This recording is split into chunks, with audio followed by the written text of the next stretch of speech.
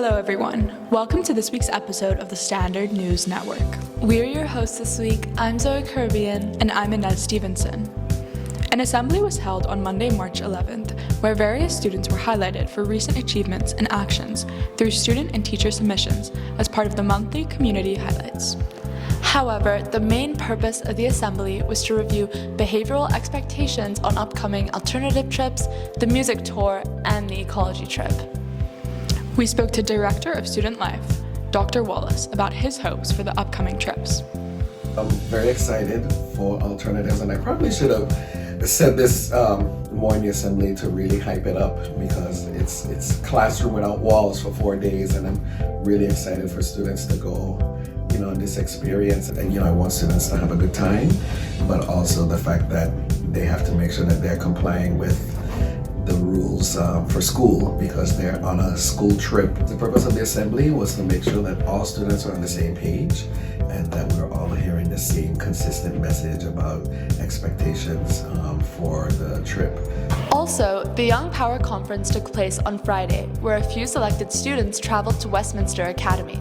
Students listened to speakers and discussed student-centered community issues. We spoke to junior Gracie Lamberton about her role in the event. So we have really been involved in everything. We have created the schedule, we've been in contact with different activists like Christina Adane, and really we've been working everything. We've made sure that the workshops fit in with the theme of the conference. We're really hoping that we can foster some connection amongst different schools in London. I mean, we all come from very different backgrounds. Westminster Academy is so different to ASL, and the people there are very different. And the conference and working together with them has really been able to create connection between us.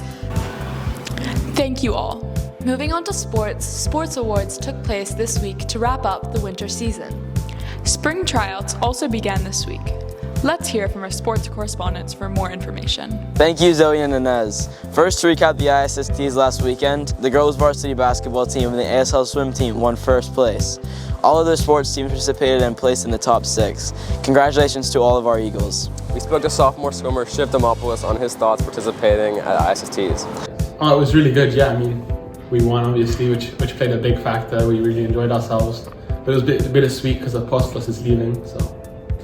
On Tuesday after school, the high school athletics department held sports awards for the winter sports season, highlighting achievement through the season and memorable moments. We spoke to sophomore Patrick Blanton on his experience going to sports awards. It's pretty good. A lot of people turned up. It was good. We had a lot of fun. It was nice to see Coach JJ just have his own interpretation of all the players.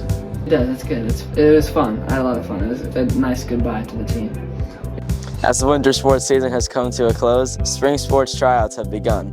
High schoolers tried out for tennis, golf, crew, track, and softball. That's all for sports this week. Now, back to the hosts. Thank you, Theo and Colton. That's all for SNN this week. I'm Zoe Caribbean. And Inez Stephenson, reporting.